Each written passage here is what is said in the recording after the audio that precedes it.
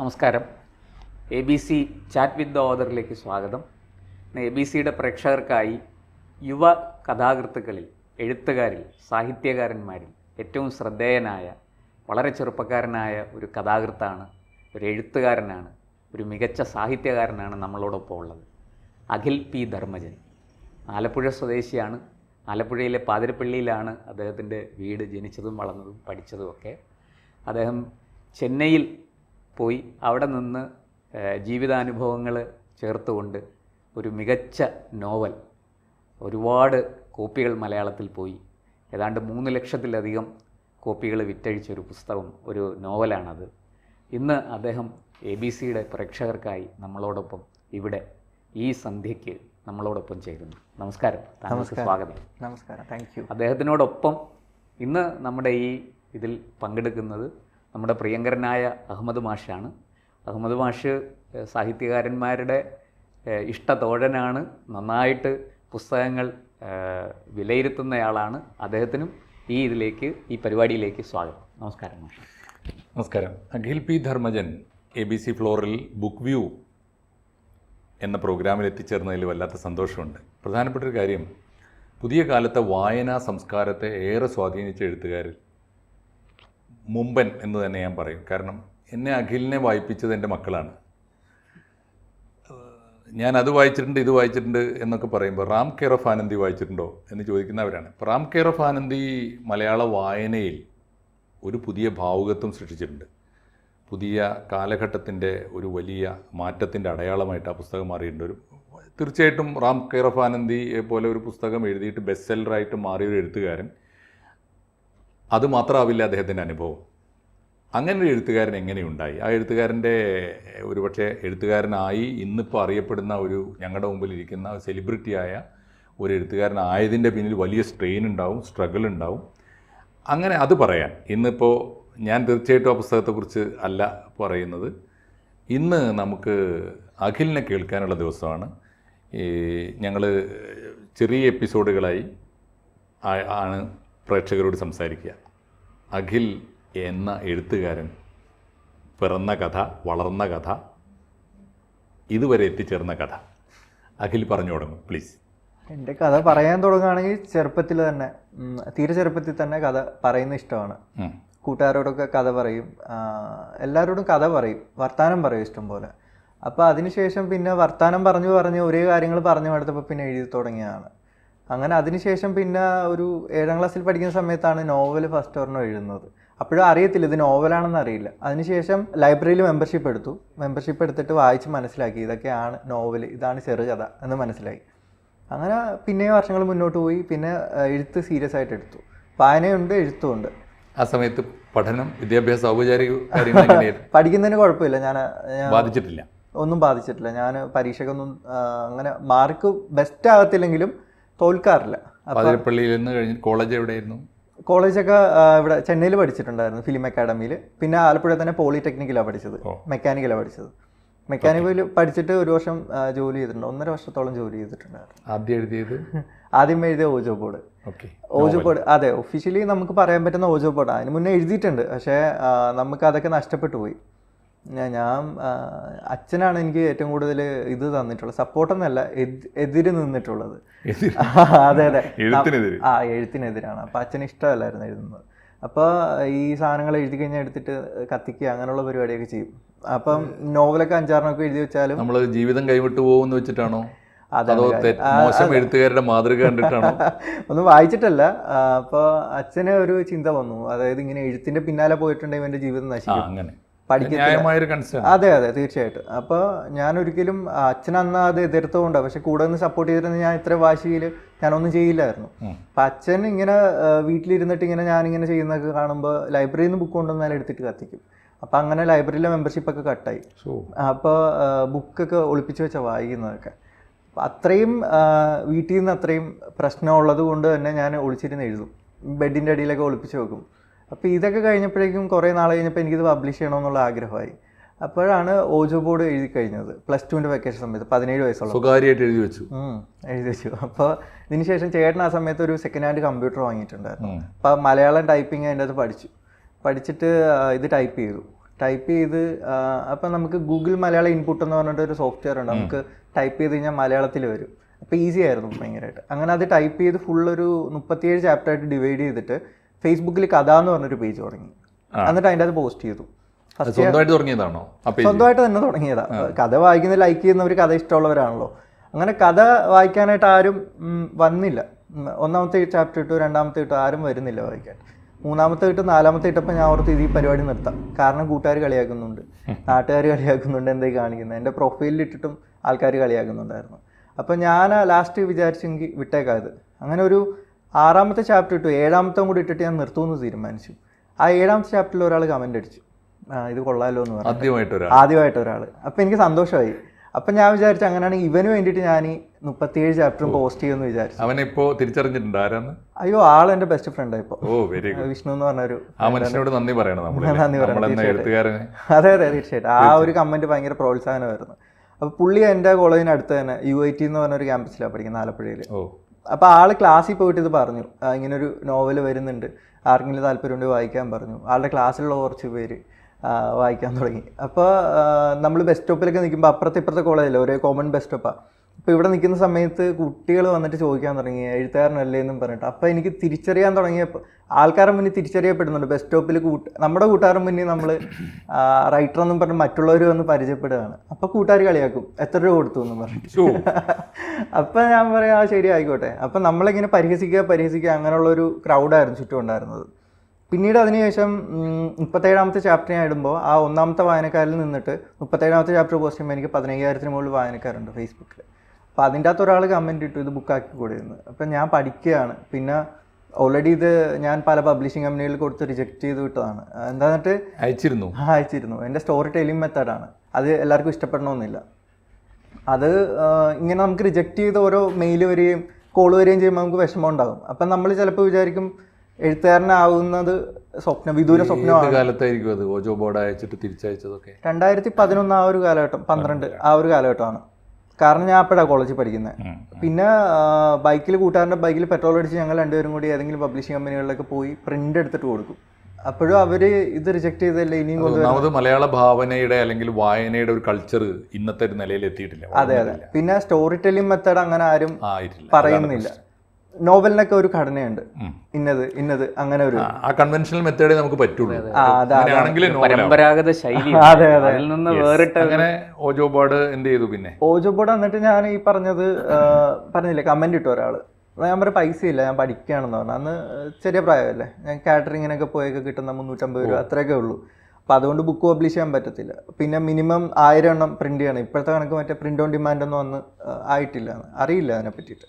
അപ്പോൾ ഇത് ഞാൻ കമൻറ്റ് ഇട്ടു പൈസ ഇല്ല എന്നും പറഞ്ഞിട്ട്. അപ്പോൾ ഈ വായിക്കുന്ന ആൾക്കാരെല്ലാം കൂടെ ഓജോബോർഡ് എന്നും പറഞ്ഞൊരു ഗ്രൂപ്പ് തുടങ്ങി ഫേസ്ബുക്കിൽ. ഞാനില്ല അതിൽ, എനിക്കറിയില്ല. ഇവർ ഗ്രൂപ്പ് തുടങ്ങിയിട്ട് ഈ ആൾക്കാർ കയ്യിലുള്ള 150 വെച്ചിട്ട് കളക്ട് ചെയ്ത് അത്രയും വായനക്കാർ ചേർന്ന് 50,000 രൂപ കളക്ട് ചെയ്തിട്ട് ഈ വിഷ്ണു എന്ന് പറഞ്ഞ ആൾ വഴിയിട്ട് എൻ്റെ അക്കൗണ്ട് നമ്പർ സംഘടിപ്പിച്ചിട്ട് അക്കൗണ്ടിലേക്ക് ഇട്ട് തന്നു.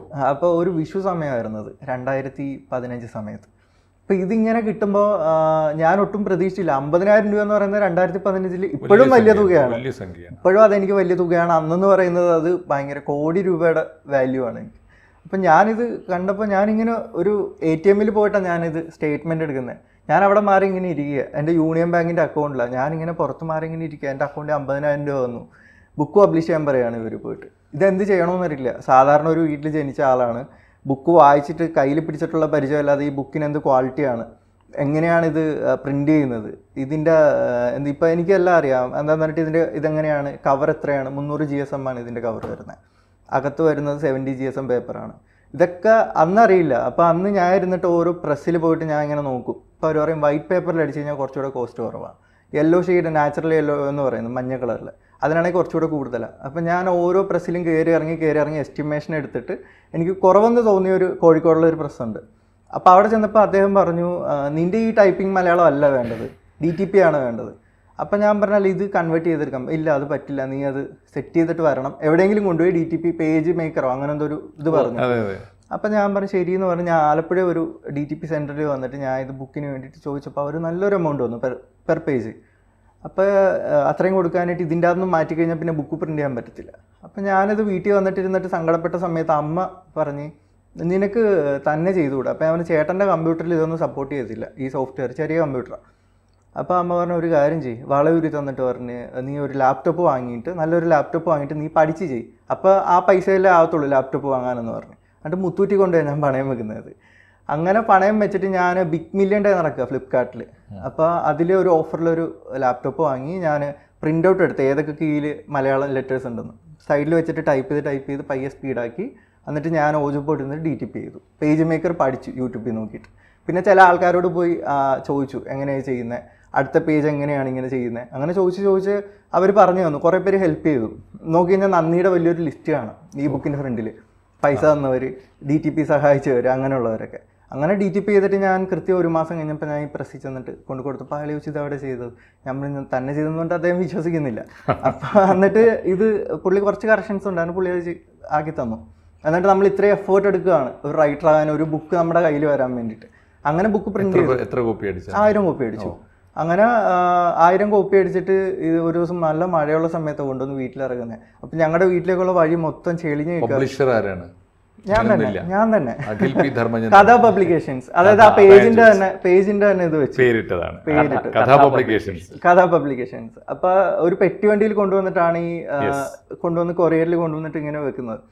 അപ്പോൾ ഉടനെ ഞാനിത് ആ ചേട്ടനുമായിട്ട് ഞാനിങ്ങനെ തലയിൽ എടുത്തുകൊണ്ട് വന്ന് വീട്ടിലകത്തേക്ക് വരും. അപ്പോൾ വീട്ടിൽ അപ്പോഴും അറിയില്ല ഈ സംഭവം എന്താണെന്നൊക്കെ. അപ്പം അച്ഛൻ ഇങ്ങനെ ഇരുന്നിട്ട് നോക്കുക ഇതെന്താണെന്ന് പറഞ്ഞിട്ട് അങ്ങനെ കൊണ്ടുവന്ന് ഇങ്ങനെ അട്ടി വീട്ടിൽ വെച്ചു. അപ്പോൾ എനിക്കറിയില്ല 1000 ബുക്ക് വെച്ച് കഴിഞ്ഞാൽ വീട് ചെറിയ വീടാണ്, നടക്കാൻ പോലും സ്ഥലമില്ല. അപ്പോൾ അച്ഛൻ ചോദിച്ചു ഇതെങ്ങനെയാണ്, ഇതിനി എന്ത് ചെയ്യും? ഞാൻ പറഞ്ഞു ഇത് ബുക്ക് സ്റ്റാൾസിലൊക്കെ ആൾക്കാർ വെക്കും, അത് ഇങ്ങനെ റാക്കിൽ വെക്കും, ബുക്ക് സെയിൽ നടക്കും, ഒരു കോൺഫിഡൻസ്.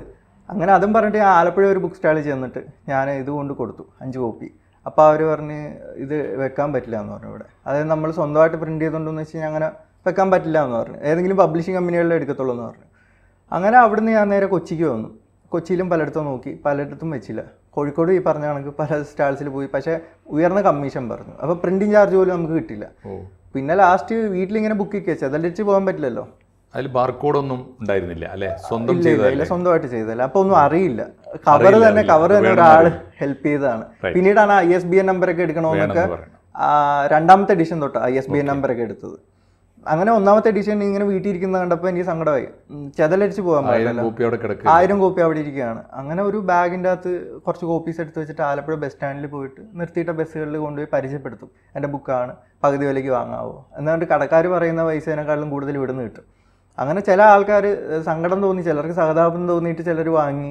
പിന്നെ വായിച്ചതിന് ശേഷം ചിലർ റിവ്യൂസ് ഇടാൻ തുടങ്ങി. ഈ ബുക്ക് ഇങ്ങനെ ഒരു പയ്യൻ കൊണ്ട് തന്ന, ബസ് സ്റ്റാൻഡിൽ നിന്ന് കിട്ടിയത്, റെയിൽവേ സ്റ്റേഷനിലും കൊണ്ടുനടന്ന് വയ്ക്കും. അങ്ങനെ ഞാൻ എല്ലാ ജില്ലകളും, സമീപ ജില്ലകളിൽ ആദ്യമേ പോയി. അപ്പോൾ ബുക്ക് അത്യാവശ്യം സെയിൽ നടക്കാൻ തുടങ്ങിയപ്പോൾ ഞാൻ അടുത്ത ജില്ലകളിലേക്ക് പോയി 14 ജില്ലയിലും കൊണ്ടുനടന്നിട്ട് ഞാൻ വിറ്റു. അങ്ങനെ 1000 കോപ്പി തീർത്തു. അങ്ങനെ കൊണ്ടുനടന്ന് വിറ്റു. നമ്മള് സെൽഫ് മെയ്ഡ് ഓതർ എന്ന് പറയാവുന്ന ഒരാള് മലയാളത്തില് എനിക്കല്ലേ ബഷീറൊക്കെ കേട്ടിട്ടുണ്ട് പണ്ട്. അതുപോലെയുള്ള പുതിയ തലമുറയിൽ അങ്ങനെ ഒരാളുണ്ടാവല്ലോ. ഒന്ന്. രണ്ടാമത്തെ കാര്യം ക്രൗഡ് ഫണ്ടിങ് എന്നൊക്കെ പറയുന്നത് നമ്മൾ ഈ വായനക്കാര് പണം എടുത്തിട്ട് പുസ്തകം ഒരു എഴുത്തുകാരനെ നിർമ്മിക്കും, ഒരു പുസ്തക അല്ലേ? അന്ന് അവരൊന്നും ഞാൻ ഇപ്പോഴും കാണാത്ത ആൾക്കാരാണ്. ഓജോക്ക് ശേഷം അടുത്ത പുസ്തകം ഏതായിരുന്നു? മെർക്കുറി ഐലൻഡ് ആണ്. ഞാൻ അപ്പോഴേക്ക് ഏകദേശം എഴുതി കഴിഞ്ഞായിരുന്നു. അപ്പൊ ഞാൻ ഈ ആദ്യത്തെ ബുക്കിന്റെ സെയിൽ വെച്ചിട്ട് ഞാൻ അടുത്ത പബ്ലിഷിംഗ് കമ്പനികൾ വീണ്ടും പോയി. ഇല്ല, രണ്ടാമതും എടുത്തില്ല. അപ്പോഴും നമ്മൾ പബ്ലിഷേഴ്സിന് പുതിയ പുസ്തകങ്ങൾ ഇല്ല. അവര് വിചാരിക്കുന്നത് എന്തൊക്കെയോ സോഷ്യൽ മീഡിയയിൽ ഇങ്ങനെ കമന്റ്സ് വരുന്നുണ്ട് നല്ലതാണെന്നും പറഞ്ഞിട്ട്, പക്ഷെ അവർക്ക് വിശ്വാസം ഇല്ലാതായി. അപ്പൊ അവര് 2ാമത്തെ ബുക്കും വന്നപ്പോഴേക്കും അവരെടുത്തില്ല. അതും സ്വന്തമായിട്ട് പിന്നെ കഥ പബ്ലിക്കേഷന്റെ ഇതിൽ തന്നെ അത്. പക്ഷേ ഒരു കാര്യമുണ്ട്, ഈ 1000 നിന്ന് കിട്ടിയ ലാഭവും പിന്നെ അടുത്ത എഡിഷൻ ഇറങ്ങി, അങ്ങനെ അതിൽ കുറച്ച് ലാഭം സ്വരുക്കൂട്ടി. അമ്മയുടെ ഒരു വളയാണ്. അതെ, തീർച്ചയായിട്ടും. അമ്മയ്ക്ക് പിന്നെ ആ വള എടുത്ത് കൊടുത്തു. അമ്മ വീട്ടിലുണ്ട്, ആരോഗ്യത്തോടെ ഉണ്ട്. അമ്മ അവരുടെ മുമ്പിലാണ് നമ്മൾ നമിക്കേണ്ടത്. തീർച്ചയായിട്ടും. ഞാനപ്പോ അതുകൊണ്ട് തന്നെ എപ്പോഴും അമ്മയ്ക്ക് എന്തെങ്കിലും ഒരു കാര്യങ്ങൾ, ഇപ്പൊ ഇന്നലെ തന്നെ ആണെങ്കിൽ അമ്മയ്ക്ക് ചെരുപ്പ് വാങ്ങാനായിട്ട് പോയി. ഒരുപാട് കൂടിയ ചെരുപ്പൊന്നും അമ്മ വാങ്ങത്തൊന്നുമില്ല, വല്ല 100 രൂപ 150 രൂപ അല്ലെങ്കിൽ 200 രൂപ. അപ്പൊ ഇന്നലെ ചെന്ന് വെച്ചിട്ട് 2 ചെരുപ്പായിട്ട് ഇങ്ങനെ ഇരിക്കും, ഇതിൽ ഏത് വേണം. ഞാനപ്പോ 2ന്റെയും കൂടെ നോക്കിയിട്ട് 500 രൂപ താഴെ വരുന്നുള്ളൂ. ഞാൻ അമ്മ അത് എടുത്തോ, കുഴപ്പമില്ല. അപ്പൊ ഇല്ല, അത്രയും വേണ്ട, 2 എണ്ണം വേണ്ട, അങ്ങനെ പറയുന്ന ഒരു അമ്മയാണ് ഇപ്പോഴും. ഈ 2ാമത്തെ പുസ്തകം കൂടി പറഞ്ഞാൽ നമുക്ക്, എനിക്ക് തോന്നുന്നു റാം കെയർ ഓഫ് ആനന്ദി നമുക്ക് മറ്റൊരു എപ്പിസോഡായിട്ട് എടുക്കാം. ഈ 2ാമത്തെ പുസ്തകം കൂടി. 2ാമത്തെ മെർക്കുറി ഐലൻഡ് ആണ്. മെർക്കുറി ഐലൻഡ് ഇതുപോലെ തന്നെ കൊണ്ടുനടന്നിട്ട് എല്ലാ ജില്ലയിലും വിൽക്കുമായിരുന്നു. അപ്പോഴേക്കും പത്രത്തിലൊക്കെ വാർത്ത വന്നു തുടങ്ങി, ഇങ്ങനെ ഒരാൾ കൊണ്ടുനടന്ന് വിൽക്കുന്നു എന്നൊക്കെ പറഞ്ഞിട്ട്. പിന്നെ ഒരു രണ്ടാമത്തെ ബുക്കും കഴിഞ്ഞപ്പോഴേക്കും ഈ ബുക്ക് സ്റ്റാൾസിൽ ഒന്നാമത്തെ ബുക്ക് കഴിഞ്ഞപ്പോൾ തൊട്ട് തന്നെ ആൾക്കാർ എൻക്വയറി തുടങ്ങി. അപ്പോൾ രണ്ടാമത്തെ ബുക്കും കൂടെ വന്നപ്പോഴേക്കും അത് 3-4-5 എഡിഷൻ എൻ്റെ കയ്യിൽ നിന്ന് തന്നെ പോവുകയാണ്. രണ്ടാമത്തെ ബുക്ക് രണ്ടാമത്തെ എത്ര എഡിഷൻ? ഒരു എനിക്ക് തോന്നുന്നു എൻ്റെ കയ്യിൽ നിന്ന് തന്നെ 12 എഡിഷൻ പോയിട്ടുണ്ട്. ഓജോ ബോർഡ് 10 എഡിഷൻ പോയിട്ടുണ്ട്. സ്വന്തമായി എഴുതി, സ്വന്തമായി പബ്ലിഷ് ചെയ്ത്, സ്വന്തമായി വിറ്റഴിച്ചു. അപ്പോഴും ബുക്ക് സ്റ്റാളുകൾ സ്വീകരിച്ചിട്ടില്ല. ഇല്ല, സ്വീകരിച്ചിട്ടില്ല. അപ്പോൾ അതിനുശേഷമാണ് ബുക്ക് സ്റ്റാൾസിൽ നിന്ന് വിളി വരുന്നത്.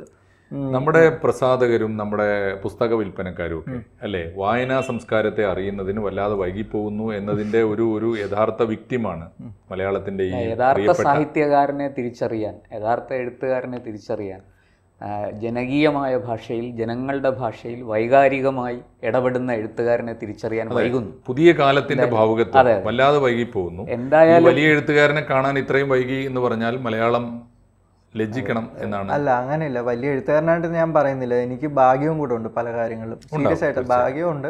പിന്നെ രണ്ടാമത്തെ കാര്യം, ഈ പറയുന്ന കണക്ക് ഇവര് മുമ്പേ ചെയ്തു വന്നിട്ടുള്ള ഒരു രീതിയുണ്ട്. അതിൽ നിന്ന് മാറാനായിട്ട് അവർക്ക് റിസ്ക് ആയിട്ട് അവർക്ക് തോന്നുന്നു. മറ്റേത് കച്ചവടക്കാരൻ അപ്ഡേറ്റ് ചെയ്യുമ്പോഴും പുസ്തക കച്ചവടക്കാരൻ അപ്ഡേറ്റ് ചെയ്യുന്നില്ല എന്നാണ് ഞങ്ങളുടെ ആക്ഷേപം. ഞങ്ങൾ വായനക്കാരെന്ന നിലയ്ക്ക് ഞങ്ങൾക്ക് അത് പറയാൻ അവകാശമുണ്ട്. ഞാൻ തീർച്ചയായിട്ടും ഈ അഖിൽ പി ധർമ്മജൻ എന്ന എഴുത്തുകാരൻ ഉണ്ടായ വഴിയാണ് ഈ ലക്കത്തിൽ നമ്മൾ പറഞ്ഞത്. പ്രേക്ഷകർക്ക് അത് വളരെ വിജ്ഞാനപ്രദമായിരിക്കുമെന്നും കൗതുകം നിറഞ്ഞതായിരിക്കും നമ്മൾ വിശ്വസിക്കുന്നു. അഖില് ABC വന്നതിനും ഞങ്ങളോട് സംസാരിച്ചതിനും നന്ദി പറയുന്നു. നന്ദി പറയുന്നു എന്ന് മാത്രമല്ല, അഖിൽ പി ധർമ്മജൻ എന്ന പേരിന് അതിജീവനത്തിന്റെ കഥ എന്ന് കൂടി പറയാം. തീർച്ചയായും. വളരെ നന്ദി. Thank you so much. Thank you. കൂടുതൽ വാർത്തകളും വിശേഷങ്ങളും നിങ്ങളിലേക്ക് എത്താൻ ABC മലയാളം സബ്സ്ക്രൈബ് ചെയ്യുക, ബെൽ ബട്ടണും അമർത്തുക.